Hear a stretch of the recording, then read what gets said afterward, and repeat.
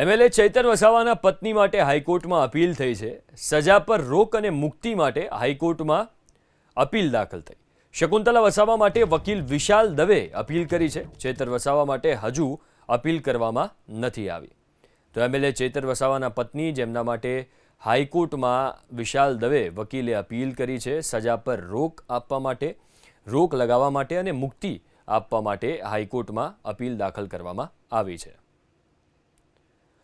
Advocate વિશાલ દવે આપણી સાથે phone line ઉપર જોડાયા છે। વિશાલભાઈ, હાઈકોર્ટમાં આપે શું રજૂઆત કરી, શું અપીલ કરી?